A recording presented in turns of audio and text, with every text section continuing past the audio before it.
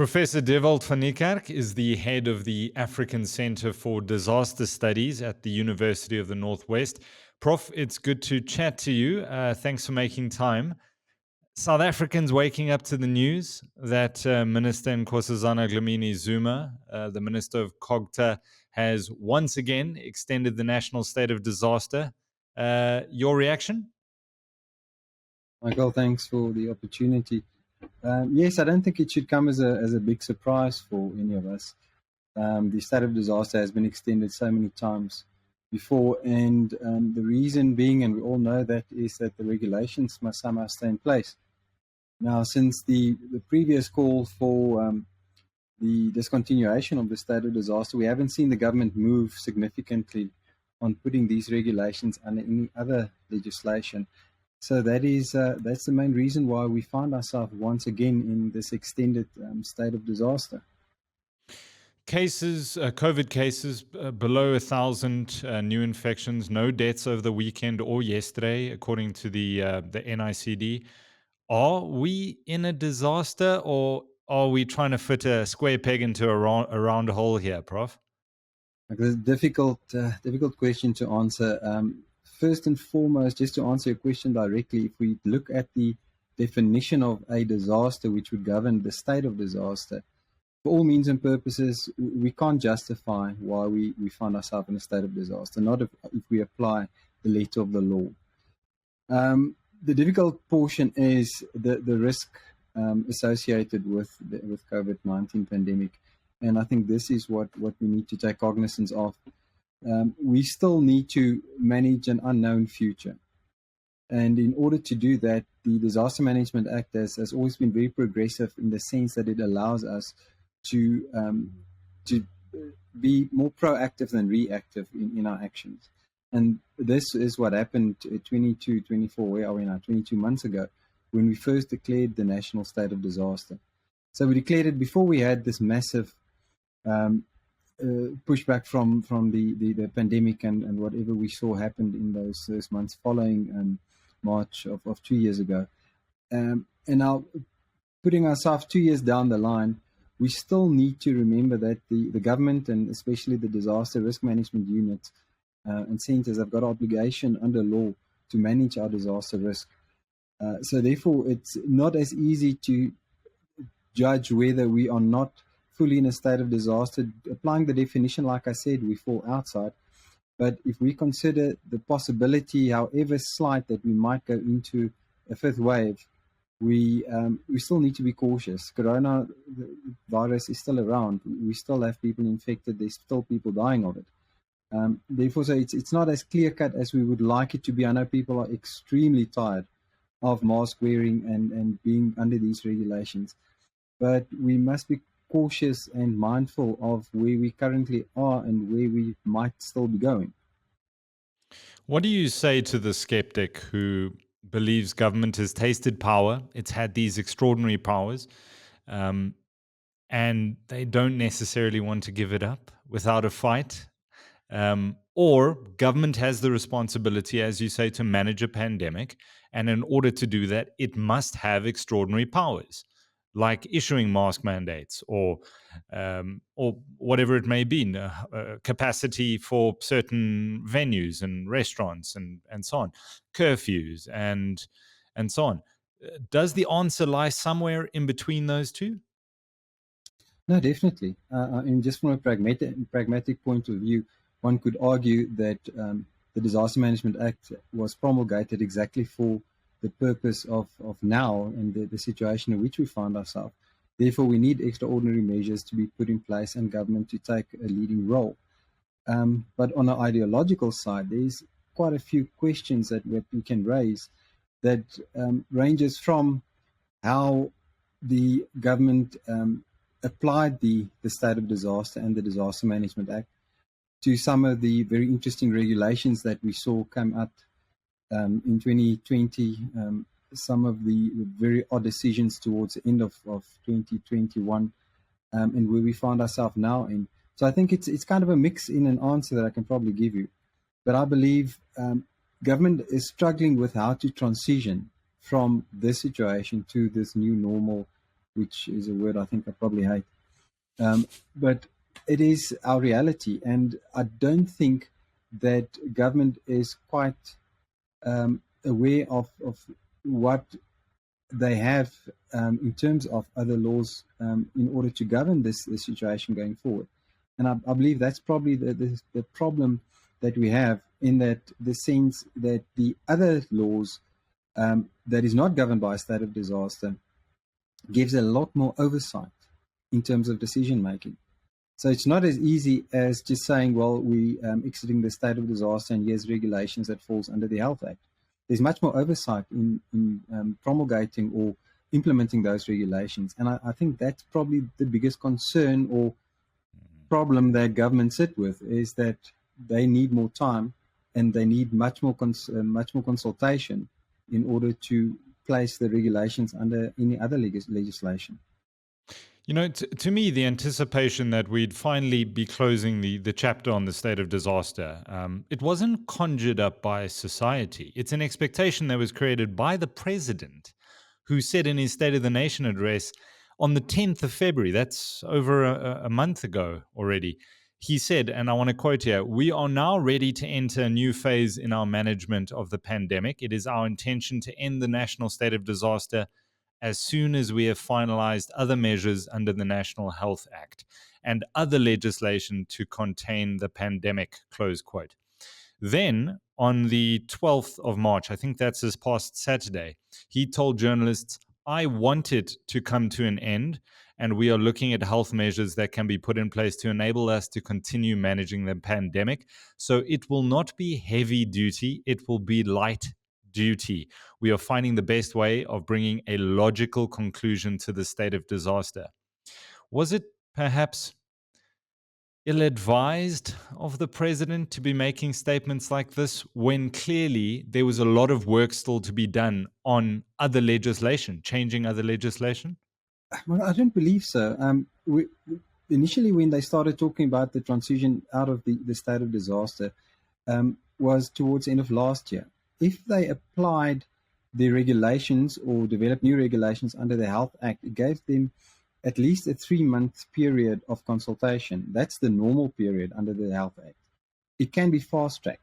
So I think government had ample time to put these measures in place. I'm not quite sure what is happening within the Department of Health and what is happening there. Surely from a disaster risk management perspective, I do know that our National Centre has commented on regulations quite a few weeks ago. So I believe the process must just run its course. But there's, as we've seen with government, there's a fair amount of feet dragging that is happening.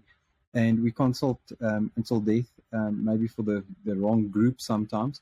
But this is what government needs to do in a shorter period of time than it is expected. So I think the president probably felt the time period in which he allowed for was enough, but clearly it wasn't.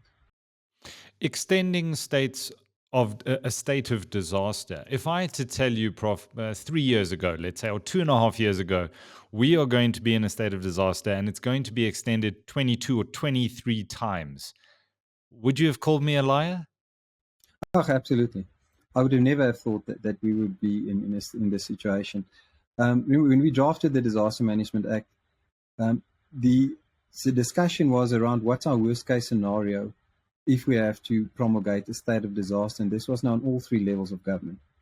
And the discussion was around drought, because drought is a longitudinal hazard that you sit with. It's probably the worst case scenario in terms of timeframes. And we said, well, if you can't do what you need to be doing on a national level within 3 months, an extension of a month by month basis up to probably 6 months is the max that we will be going at. And that was based on previous experiences and previous declared disasters and also international benchmarking. Never in my wildest dreams would I have imagined that it would be used for the extension on a month-to-month basis, 22 months later, as we see now. And yes, we sit with an unprecedented situation. We never could have expected to find ourselves in a pandemic, let alone something of this nature. So on the one hand, it was warranted. But on the other hand, I think we had enough time to think our better plans and to use our science a bit more for clever decision-making than what we have done. There is a concern that there is it's almost become too easy to just extend the state of disaster. It's by a simple tweet from the Department of Cooperative Governance and Traditional Affairs. It's a rubber stamping almost, and all of this takes place behind closed doors. There's no press conference, there's no Q&A with the media, where journalists can ask decision makers, now, what factors did you consider, on what basis, and should we? And you've mentioned this before, a lack of oversight. There's a lack of oversight and accountability to South Africans here. Would you agree with that statement? I think so. I think the general populace feels that we are forced into certain situations, whether the process that we follow, whether the actions that is put in place is right or wrong. I don't think that is the big question. The question is people feel that their civil liberties are being curtailed, and that is a concern in a democracy. Now, the Disaster Management Act makes provision for the minister to extend the state of disaster. But what we've now learned, and it's certainly a discussion that I've had with my colleagues in this field as well, is that maybe some other Disaster Management Act must be amended to, before there is an extension, to once again apply the definition of a disaster, and then to do that under the classification. So the process towards classifying or to declaring a state of disaster on any level is that particular hazard must first be classified by the National Disaster Management Centre as such. So whether it's a localized event happening in one of the municipalities or provincial level or national, the National Centre must do that classification. And that classification is science-based. So the idea is, before any event is extended, beside obvious reasons, which we had in the first couple of months following the first 3 months of declaration, that the National Centre must once again classify it. And then if it doesn't adhere to the state of disaster, then for all means and purposes, the minister can't extend it. So I think this is a huge lesson that we've learned, especially on a legal basis. And it allows a bit more for consultation and oversight. There's a huge trust deficit between society and the South African government, and for good reason. Do you think, even if government was doing something for the right reasons, that the majority of South Africans would just look at it and go, Neeman, you are the guys who told us we can't buy cooked chicken, we can't buy open-toed shoes, with the most ridiculous regulations and restrictions.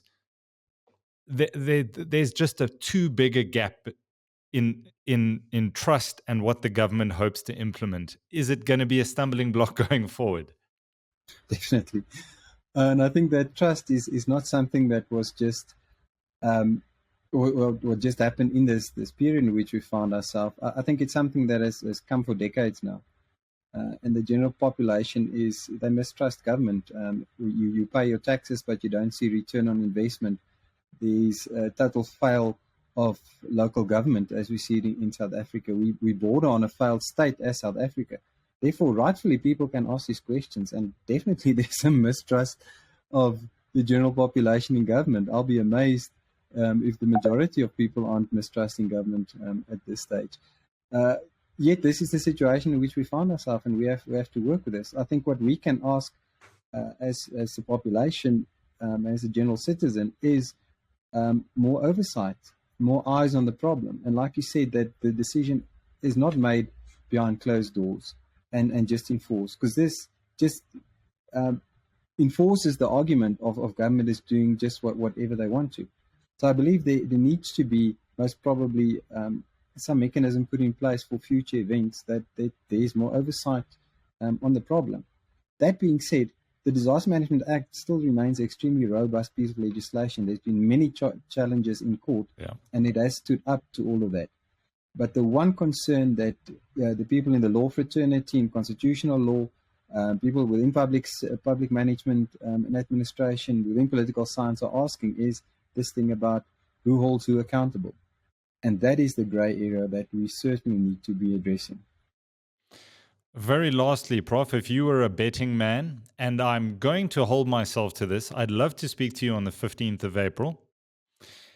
Are we going to see another extension, or realistically, can they make the changes to the existing legislation within a month? They can. I think that they've progressed so far. I know there's been progression. Like I said, I'm not quite sure what the stumble blocks were, but they have progressed. But if I have to bet, I'm probably going to say it'll be extended again by April because of the fear of a fifth wave. So they'll probably set it out for another month after that extension. Because if there's a fifth wave, for whichever reason, which I don't 100% see at this stage, and also if you speak to the people like Professor Karim as well, he's not seeing it, but we don't know. We don't have the complete for a future picture. But it would probably make sense for them to extend it beyond April for another month and see what happens. Otherwise, if there's a fifth wave, then and it's severe, then we have to do a new declaration of state of disaster. So if I was in the minister's place, I would just take the punches and extend it beyond for another month following April, and then put in new regulations. Well, I look forward to our chat in a month. Prof Dewald van Niekerk, thanks so much, head of the African Center for Disaster Studies at the University of the Northwest. Thanks so much for your time.